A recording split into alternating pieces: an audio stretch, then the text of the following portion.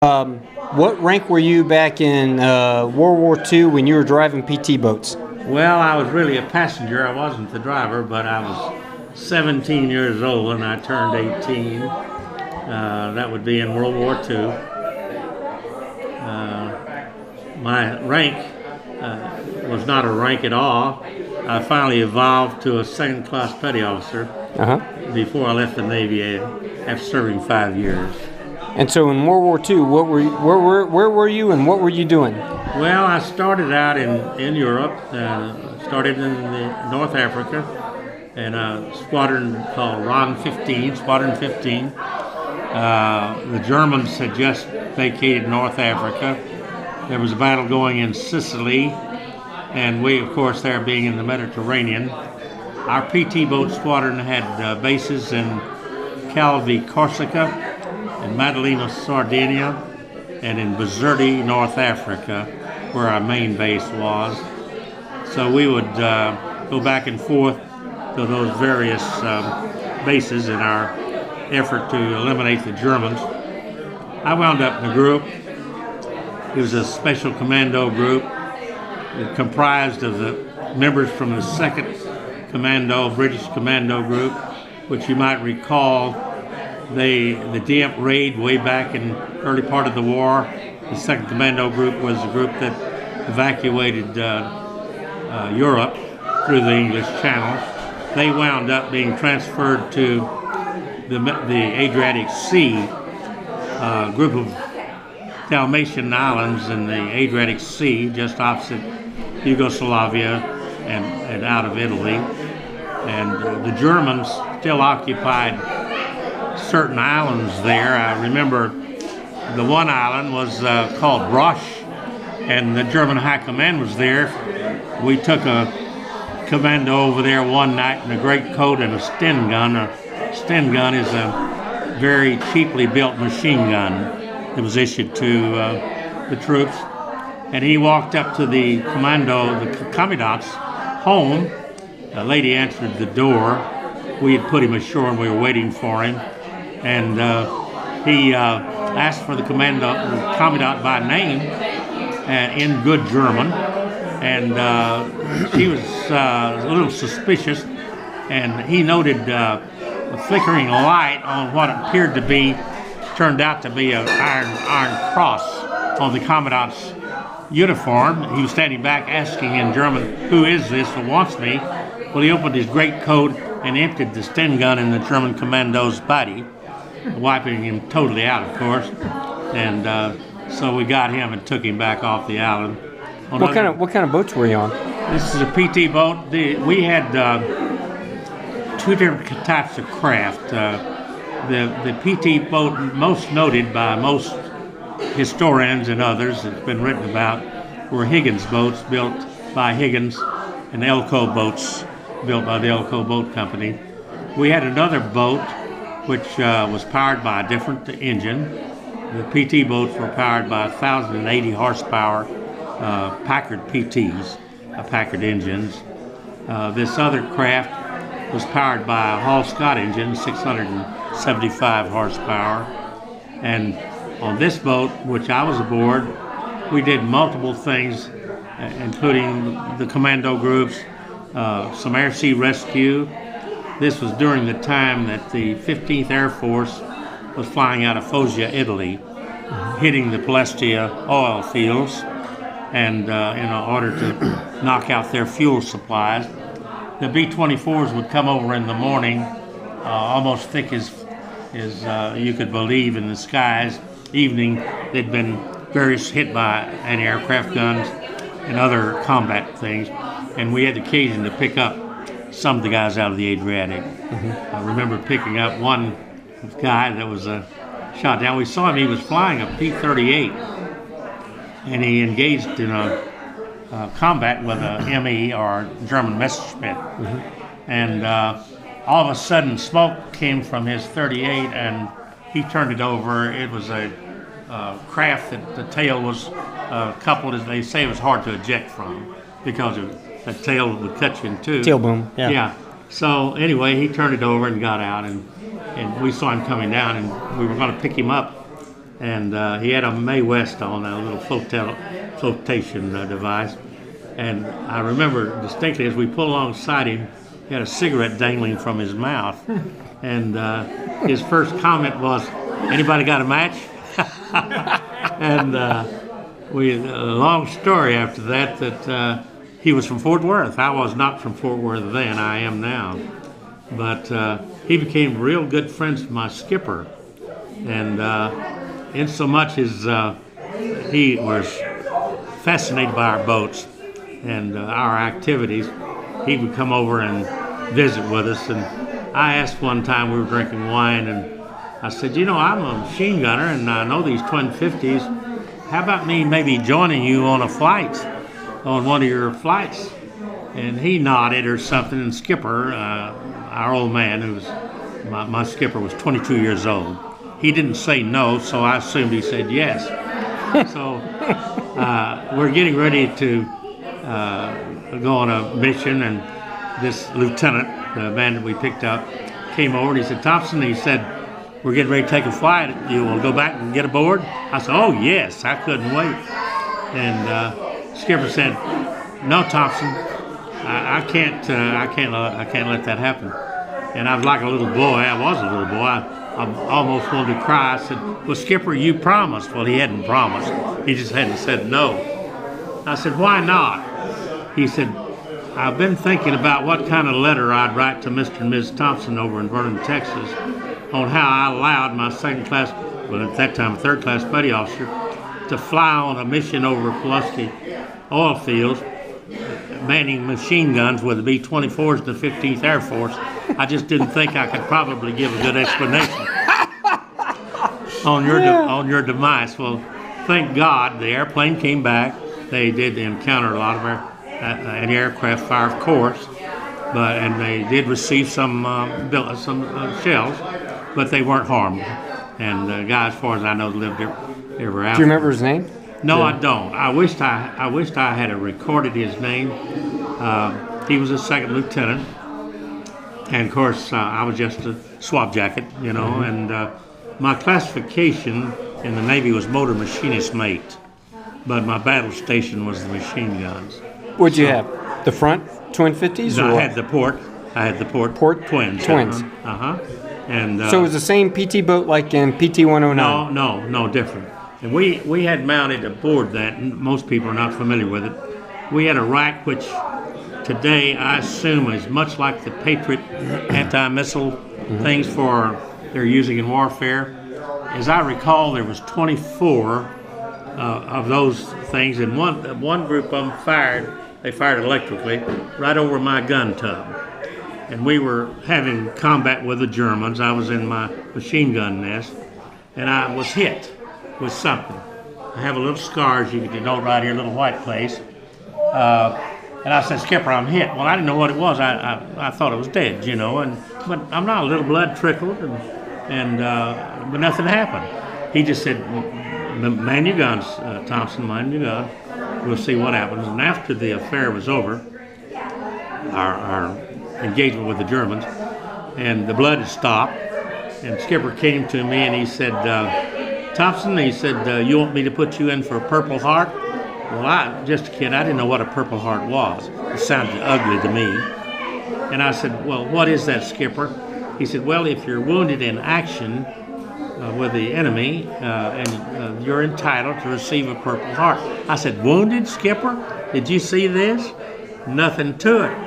And I could envision seeing some guys that really blown limbs, killed, this, that, and the other thing, Purple Hearts. I said, "Just forget it." I said, I don't feel eligible for it. There was no blood. So I think I reached the conclusion that in firing those rockets, there was plastic from the explosion, and ostensibly or what I think happened, a little flick of that plastic hit me. It was hot, and just kind of made a little spot there. I'm carrying it today at 92, and caused a little blood.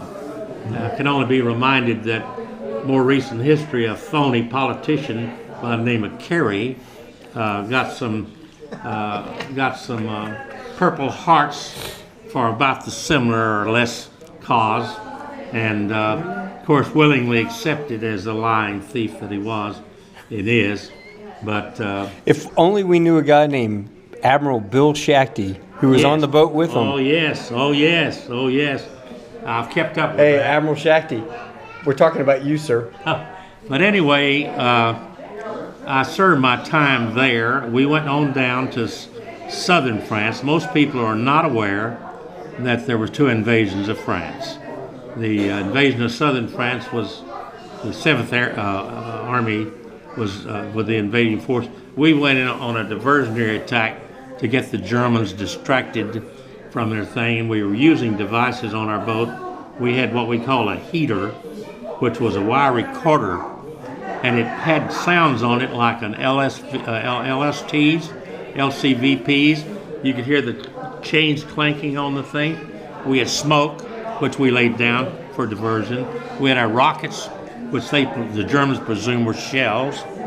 We went at a place called Base de Sauté, which is just above Marseille, and to suck the Germans out of position, which we did. We received a presidential citation for that from Mr. Roosevelt. It was a unit citation. We lost one boat. One of our boats, a good friend of mine, hit a mine there just off the coast of France and blew the bottom out of his boat, and he would drown. And that's the only boat we lost. We had 13 boats there. So after we finished with the invasion of France, we hung out around Saint-Tropez, show place for people. Want to go through all the antics of my extracurricular and recreational activities, but it's France. Oh, come on. So talk. It's just among a bunch of guys. Her name was Rolanda Barzelli. She was half French and half Italian, and a lovely young lady. I remember her being about my age, which would put her around 17, no longer than 18. And I learned to speak schoolboy French, mostly to women, and Getting out of here, brother. and enjoyed visiting in their language. Then we came back, by the way of Africa, came back to the States. I was a little disenchanted about what was going on in the country for a variety of reasons. I got to volunteer to go to the Pacific. We're going. Bye-bye. Thank you. And we left San Francisco and went to the Philippines. And out there, I was without a shipper station, but I was assigned to a craft called a PC. Your father's familiar with PC. And ironically, you'll get a kick out of this, I think. On my records, it indicated that I was assumed to be an expert 50 caliber machine gunner, showing my duty station in Europe. And on this craft, right opposite the bridge, was twin 50 caliber machine guns to keep the Japs from shooting the skippers whenever they came by. So he called me. I'm an engineman. He said, Thompson, he said, we're going to have a sleeve pulled by, and I want to try you out on this 50 caliber machine gun, see how good you are, because we're still in war with the Japs and they're come after us. I want somebody to keep them off my neck. So I said, okay, Captain. So on this day, they employed this sleeve with a long rope, thank God. That kept the guy from getting killed, I guess, and driving the airplane. And I'm ready to bring that sleeve down. And of course, the 50 caliber Brownings are known for hang fire. If you fire a little too rapidly, the heat causes a hang fire. And I was not a gunner's mate, I was a machine gunner. So I turned loose, and I forget which side was hung, but it was kind of locking and following that sleeve on its own. I wasn't doing it because that's the way it will do if you keep firing. It just pull it towards the sleeve. So I thought, man, I have really fouled up. And that evening, whenever they got to report the sleeve, I said, Skipper, Captain, how did I do? He said, you did amazingly well. Actually, the machine gun did it. I didn't. So one was locked up and the other one was firing. That's right. Just walking that way, and thank God I didn't shoot the plane down. Yeah. But thank God. Also, we never engaged any Japanese aircraft after that. So you went from the Atlantic to the Pacific? Yes, I was. So in what, both. was the war over in the no. Atlantic? How did you end up going over? Well, we ended up, if you'll remember, after the June affair over there at Omaha Beach and all, north and Normandy. So 44? Then, yes, in the same year, in August, we had the invasion of southern France. That's what I was engaged in. That's where we outsmarted the Germans and fooled them and got the award of a thing. But I was ready. I wanted to eliminate the Japs also. So I wanted a shot at them. So I volunteered to go to the Pacific. Did you mention Admiral Buckley? No, I didn't. At that instance, this is really coincidentally a thing because of his connection to Admiral Buckley. During the invasion of France, my skipper, I remember you talked about your call name being Taco. Paco, okay. Well, skipper's call name was Sexy, and he was in charge of the boats, and we were under heavy fire there at the south of France, there near Toulon, and Buckley was a commander of a DD 495, which is the Endicott, and he was the commander at that time. And I heard the voice. We had the intercom on, and skipper told him, said, we're under heavy fire. The 88s were really had us zeroed in, and I thought pretty sure we're going to get killed. And they were mad at us because we had taunted them and outfooled them and so forth. And anyway, I heard this voice say, where is that big boy that's giving you that trouble? It was Commander Buckley's voice talking to my skipper. He came out in the DD 495, and there was a German, we called it a can and a corvette. He sunk them both within a 30-minute period with that 3-inch 50 guns that they had on the destroyer. 5-inch. 5-inch 38. We had 351s on the PC. Yeah, 5-inch. 538s, wasn't it? Yes. 5-inch 38. And he sunk them with those 538s. And we had occasion there. They told him we were going to take aboard some Germans that they're in the water because the two ships sunk. And they called me, and I was top side, and someone shoved a 45 in my hand and said, we're taking aboard some Germans. If they give you any trouble, shoot them, you know, which I'm mad at them anyway. They've been shooting me all night. And so this little kid, I'll never forget it as long as I live. He was every bit of 17, 18, blue-eyed, and we were fishing him up to pull him aboard the boat, and I'm leaning over with that 45, and they put it in my right hand. I'm left-handed, but I had it in my right hand, and I'm looking right at him, and he's coming up, and his eyes are that a foot and a half from my face, and all that, and he thinks I'm getting ready to shoot him with that 45. Right. And I never saw such terror in the eyes of a human being in my life. Well, obviously I didn't shoot him. He wasn't going. He's just a wet German that just got through getting drenched because Commander Buckley had just sunk his ship, and so we took him aboard. We were able to. Our boats and others picked up 80 Germans from two craft, and I don't know how many were dead, whatever. But fortunately, we only lost that one person in our part of the invasion. So it was a little eerie, and then the next day I recall we're not too far from Monaco, if you remember that coast of the Mediterranean. Running. That's Josh's last name right there, Monaco. Yeah, okay. And so we're heading in, and skipper gets word from somebody asking what the hell he's doing, and he said, well, we're going to go up here, and the guys are going to have a little recreation. He said, you're headed into Monaco, and the Germans are still there.